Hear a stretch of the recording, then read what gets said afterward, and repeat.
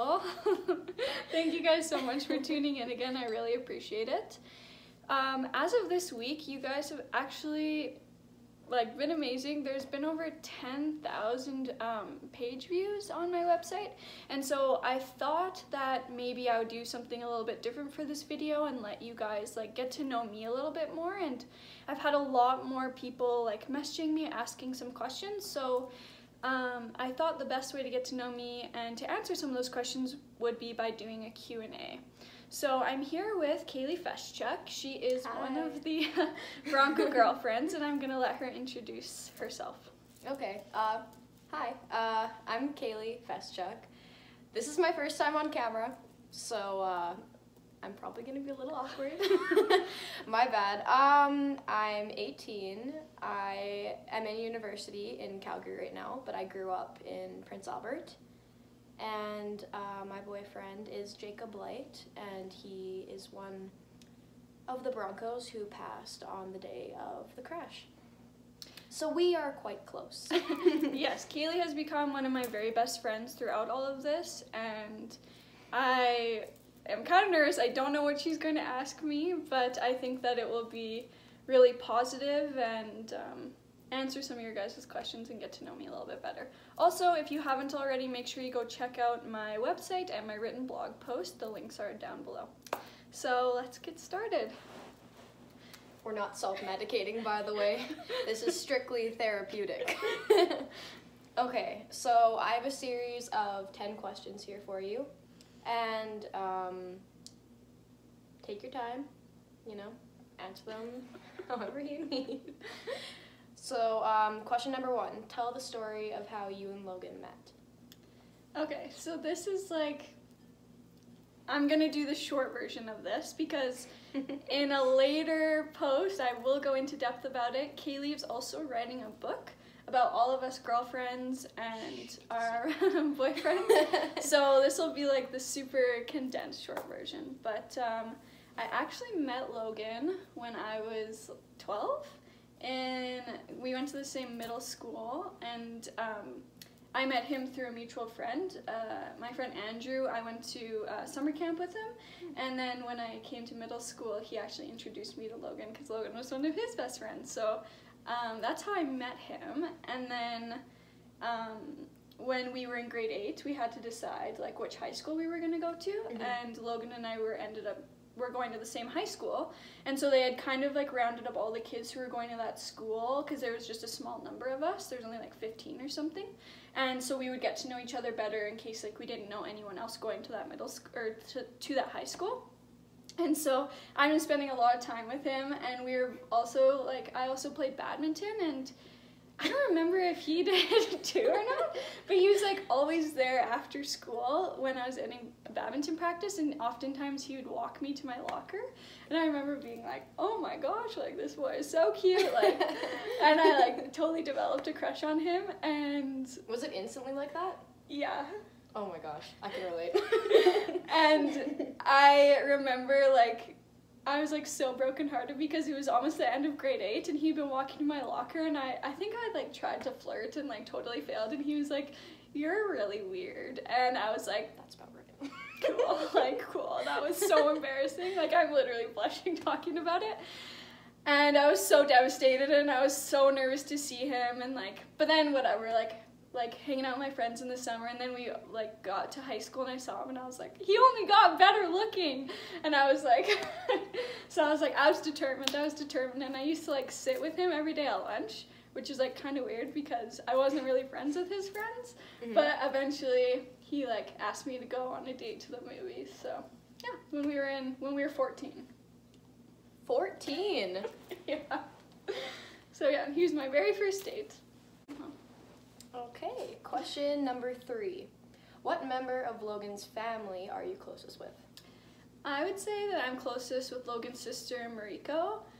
It's kind of funny though because we were not close at all before the crash. I actually was really scared of her and very intimidated by her. she, like, I've known her obviously since I was like young. Yeah. But I always just found the older sister, like the protective one. Yeah, right? and she's like, Mariko's very introverted, and so sometimes like I would take that as her not liking me, but I don't think she liked me. But anyways, we just like, I think like the first time we actually got to know each other and like sit and have a conversation was Logan's birthday, like this March, because we both went to visit him in Humboldt at the same time. Oh yeah. And because when he was like preparing or playing or something, I would hang out with her, so we got to be like really close, and I'd say we talk almost every day now, so yeah, we're pretty close. Oh, that's so nice. Number 4, my personal favorite. Describe Logan's music taste, hobbies, and simple joys, and which of these do you share with him? Okay, so Logan, well, obviously like loved hockey, and he loved skating too. I am not a good skater, and I actually don't like to skate, and so that kind of caused, he's like always like, let's go pond skating, and I was like, let me know when you get back. I want to keep my feet. Yeah, he loves like games, like board games and stuff, and like he honestly just like, he's the kind of person that would just like love to do this, just to sit and talk and like enjoy company. That's really the kind of person he is. But as for music, he really likes everything like country, rap, like rock, and I'm a big rock kind of girl, and he really loves 80s. You wouldn't see it coming, but she is. And he really loved like 80s rock, and so actually like so do you. I know. But like one of like our song is Dancing in the Dark by Bruce Springsteen. Like, it's so random, like who would like a 21-year-old, that's their like relationship song. Anyways, it sounds like a John Green book. So weird. But he also really loved rap. His favorite artist was J. Cole, and so he would always Same. Really? Yeah, that's my favorite rapper. Weird. And so like he would always make me do that, and he was always pushing me to do things outside of my comfort zone, like eat weird food and stuff. He really liked eating weird food. I don't know why. And like I was really good at pushing him out of his comfort zone for different things too, so we were really good at balancing each other. But music was a really big part of our relationship, and he like all the time. That's the best. I know. And he is probably gonna, if he's listening right now, is gonna be so embarrassed that I'm telling you this, but he has a guitar, and oftentimes he would like call me when he was in Humboldt and like play a song for me and like sing, and it'd be so sweet. But oh, that's cute. But why would he be embarrassed about that? I don't know. Was he good? Yeah, he was good. But I will tell you now, I never thought that I would miss hearing Smoke on the Water, but I do. That's every like teenage boy's first thing they learn to play. Yeah. Like I started playing guitar when I was 8, and my dad, he had 1 year of guitar experience from when he was like 12 under his belt, and that was the first thing he did. He grabbed my little like small mini-sized guitar, and he was like, yeah, I would seriously get so many phone calls, and it'd be like hello, and it'd be like, and I'm like, okay, hey, what's up? Oh my god. But yeah, music was really huge in our relationship, and our favorite game to play was Name That Tune. We would literally play it like almost every time we hung out. What's Name That Tune? Is it like an actual... It is an actual game, but what we would do is like, I would take his phone and I'd be like, play a song, and he would have like so long to like guess the name of the artist. And so then we would just get like really competitive about who knows music best. We're gonna go to question number 5. What were yours and Logan's plans for the future? How have they changed, and how have they not? Well, obviously like we had been together and in and out of each other's lives for a long time, and like we had talked about getting married, and we had like, you know, like planning some of our things, like, oh hey, like I thought of this for when we get married, or oh hey, this would be the perfect like venue and kind of thing. So from my perspective, like I truly did think that he was the one that I was gonna be with forever. And I think he did too. Obviously I can't speak for him, but I like assume, I think it's fair to say. I like would assume that those are his plans too, and like moving in together and all of those things. And it's hard now because I feel like when I lost Logan, like, yes, I lost my boyfriend, but I lost my best friend, and I also lost a whole future. Because, and a family member as well. Yeah, like, and so I really feel like I'm very lost now because I had all of these plans with him, for like my immediate future and like long time future. Like we were planning a trip together and different things like that. So now it's like, what do I do now? Like how do I restructure everything that I thought was set in stone? Exactly. Yeah. Like a complicated thing about the perspective of the girlfriend of somebody who's passed away is that you play 3 different roles in that person's life. And I can say this confidently because this is what Jacob was to me, and I know this is what Logan was to you. They're your boyfriend and your best friend, as Michaelan said, and they're your family, they're your future, and they're everything beyond too. And it's a whole lot of love channeled into one person. And it's super complicated to picture where to go after. You feel like you've lost a chunk of yourself with you. Definitely. And like that's another reason why I started this website, was because I'll actually ask Kaylee to tell the story in a moment, but there's really no resources for young people like us who have lost a partner. Because we are never married, a lot of times the relationship is discounted. Yeah. And so Kaylee actually told me a story about like her dad and going to a bookstore. Yeah, so the first time I ever met any of the other Bronco girlfriends was back at the end of April. And my dad, who didn't want me driving at the time, drove me from Prince Albert to Saskatoon, just because that's where we were all meeting up. And while I was at dinner with the girls, my dad went to, it was either Chapters or Indigo, one of the two. And he was looking for a book for me about grief.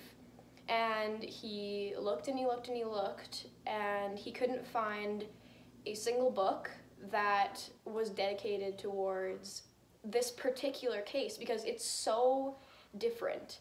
And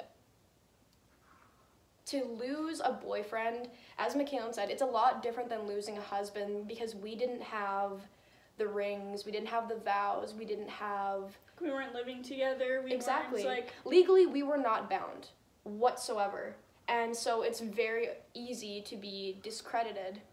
I get mad when I talk about this. I can feel my I can feel my face getting red, but so Michaelan with this blog, her goal is to, well, I can't really speak for you here. You should say this part, and then I'll say what my goal is. Like, at the end of the day, like, I've generated a huge platform, whether I've wanted it or not, like, because of Logan from the Bronco accident, as well as, like, all of his organ donation. It's caused a lot of people to be interested in him and, like, his family and me as well. And I really want to use this platform, because I have it whether I like it or not, to like help people in maybe like their own grief situation or their own mental health situation, and just like to raise awareness for like grief and how it can really affect people. And because in our situation, it's like, I think it's complicated. It's complicated, and it's hard to understand. Yeah, and there's like so little resources to helping a young person like me who has lost a partner. And so I'm hoping that if you're in the same situation, that you can take a little piece from this and know that you're not alone, because I was, like, I wouldn't say lucky, but I landed in a sisterhood with so many girls who completely understand exactly my situation, and a lot of young people we're lucky. Yeah. In the grand scheme of things, we're lucky. One of my closest guy friends, his name is Xander, and another girl who I consider close to a sister, her name is Avery. Both of these people Xander lost a girlfriend, Avery lost a boyfriend. Xander had to deal with his grief independently, with talking to nobody who really understood his situation for over a year. And then after the Bronco accident, he reached out to me, and it became apparent to me that there was still so much he had never talked about. And that was the same with Avery. Avery is, her situation was a little bit different. Same with Xander's, I guess, too. Their significant others both died in a single car accident, a single tragedy, just a one-on-one thing. But in a sense, they didn't have anybody else to talk to about it. Yeah. And each of these people, they inspire me, as do, like, obviously all of you girls too, because whether we like it or not, we have a close connection now that's aged us in a lot of ways, I would think, and has taught us a lot. Hurts like hell, but there is so much respect to be given to people that have to do this alone. Yeah. And that's why we, being the lucky ones in a situation like this, I think all of our goals is to reach out and help people who weren't as fortunate enough as us to have an entire sisterhood with it. Yeah. You know? That's one of the biggest things about grief, and I know I'm totally ranting here, is that you have to find somebody who understands your situation. Because there's the way that you grieve as a girlfriend or a boyfriend is so different than the way a mom will grieve, or a friend will grieve, or a cousin. It's just, they almost can't be compared and held to the same standard. And I think at the end of the day, any of our goals would just be to change the way people see grief. Yeah. And everything that I think everybody does in, well, not only the Bronco accident, but other accidents or tragedies similar to it, I think that's the goal all along, is to help people see through the misconceptions and just spark a more positive and realistic sense of what healing is for the general public. Because you never know when this could happen. I didn't know this would happen to me. No clue. Like I said, I thought this is the boy that I was going to spend the rest of my life with. I never imagined in a million years that this would ever happen. Question. I don't know. I don't know what number we're on because there's been so many ad-libs thrown in here. This was kind of structured on my part, believe it or not. Yeah, she was like thinking like 10 questions, so like a minute per question, and it's gonna be a long one. It's gonna be a long one, but an important one nonetheless. Yes. And the next question I think is where we should end it off, because it touches into a spiritual aspect, and I know that everybody's perspectives on afterlives and all that are very, very different. I'm not even gonna get into religion, but how do you know that Logan is still around you today? What are signs that you feel, see, witness, whether it be through sensation, any kind, or dreams? So I will, spill the tea. So I will touch on this because I also think that it's an important part of the grief process. I am not religious, but I've always been very faithful and very spiritual. I've always firmly believed in God and the afterlife. But after I lost Logan, my views were completely shaken, and It's terrifying. It is terrifying because it's like, I firmly believed in this, and now I don't know anymore. For me, Jacob and his family are religious, and he was reintroducing me to religion. He would bring me to church with him and his family once in a while.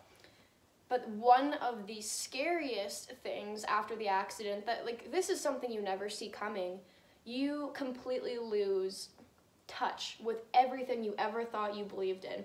You start to question everything. And when you question what happens after you die, you begin to question what happened before and what will happen. Yeah, it's like a chain, It spirals out of control, especially if you are an overthinker, such as myself, and I'm pretty sure this is a common thing to happen after losing somebody that you're this close with.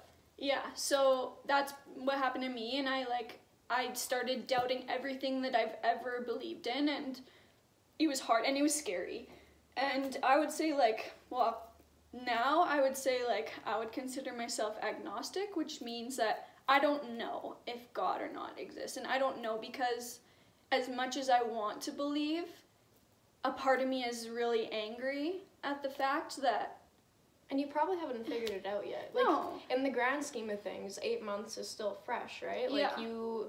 can do, who says that in 10 years you won't suddenly start going to church every Sunday? Yeah. You know, you never know.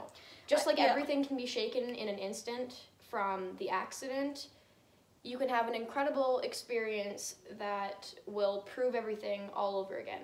And I just want to say that because I know a lot of people that after the accident, their faith and their religion was so strong and so unshakable that I was envious.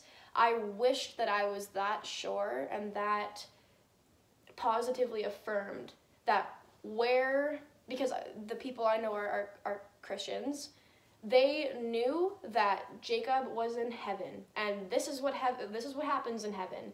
This is how he got there. And they just knew it, and they believed it. And I was so jealous because I think, like, many, you know, girls our age, guys our age, whatever,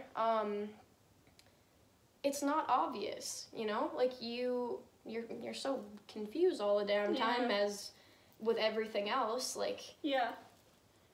No, I agree, and, like, for me, I was like, I didn't know. I didn't know because I was angry. I was like, and I don't want to offend anyone or upset anyone. This is religion is great. Yeah. We love religion.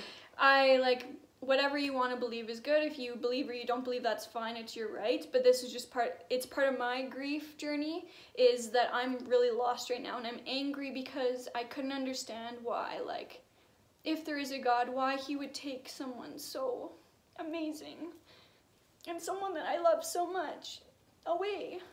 And it's hard for me to wrap my head around it. But I do know at the end of the day, like, I do believe in an afterlife.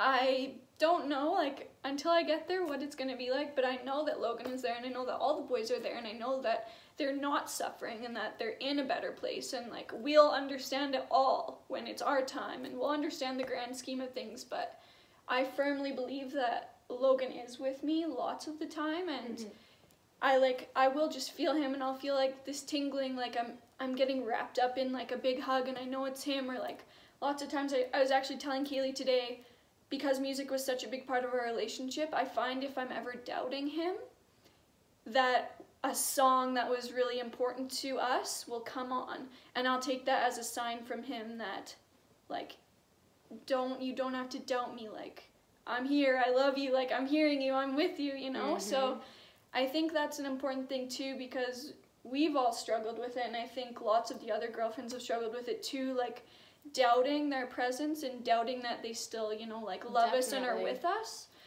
And I think that's a hard part of, like, the healing journey, but I think instead of talking to God like I used to, I talk to Logan now.